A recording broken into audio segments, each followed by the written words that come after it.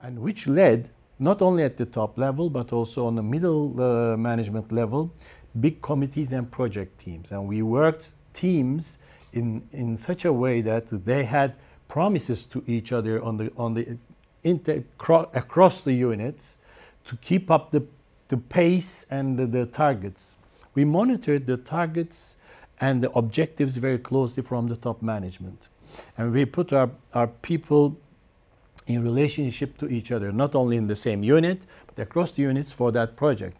Let's talk about one project, let's say corporate banking to be established. There are lots of aspects on the operation side, on IT side, on the marketing side, on credit side. So you have to have the right people in that project team, and these are high quality, good people, and then give targets to them and try monitor them. And if then they become leaders of this project, of this change project, and they give promises to each other and they control each other whether the promises are kept, are delivered all right.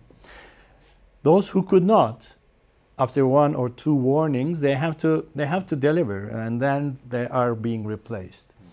But this created a big momentum in the bank where on different parts there has been hundreds of projects being run.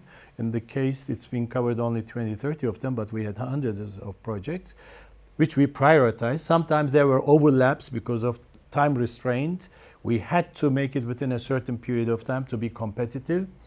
So there were some overlaps, but we knew the overlaps. We have taken the cost of overlaps voluntarily, but did not lose the focus on the major objectives. So people could communicate with each other, and we made it open and public in the bank.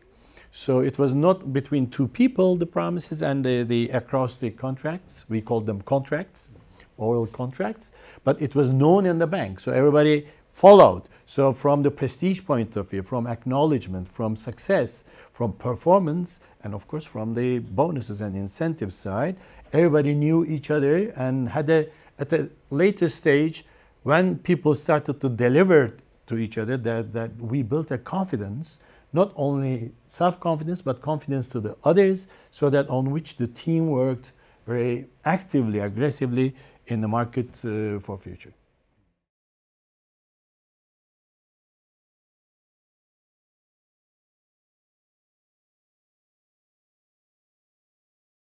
It was functional areas at the beginning. Now, the first project we have run through was a systems development project. We called it LOBO because of the advisors there. We didn't have the know-how how to look at it. And we redesigned 1,600 processes.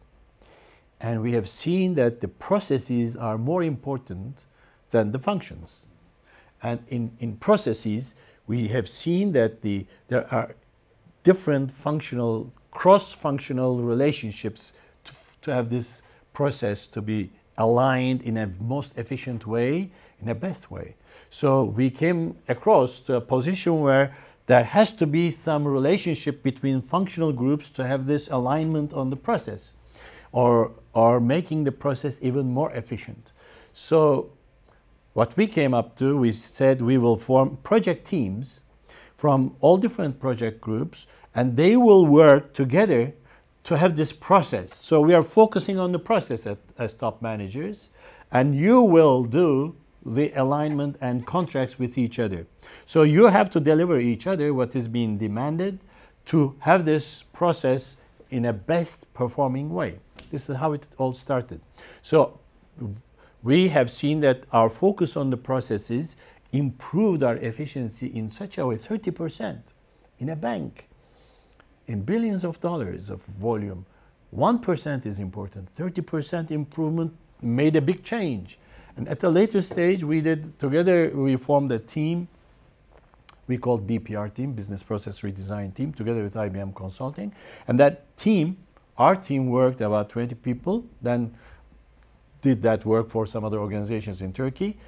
And we constantly kept on improving our processes. The bank learned that it's not only the functions, the silos, but it's the processes that we have to interact with each other. And in order to get these contracts on the way, they have to deliver on time, the right service to the customer, in-company customer, inner customer we called it. So this is how we created the contracts, and this is how we monitored.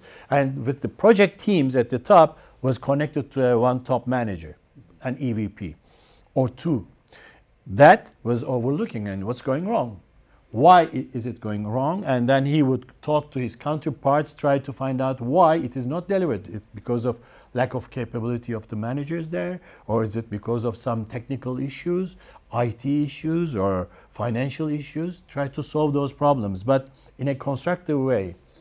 Not to perform, not to deliver on a contract or a promise would be losing prestige in the bank, because it was an open environment, open communication environment. We had, at first in our magazine, but later on in the intranet and internet, we have put every project on the intranet. Everybody is watching what's going on. So they are trying to check how the things are moving. So we had a public monitoring way of the projects and the contracts, whether these contracts being really, they kept their promises or not.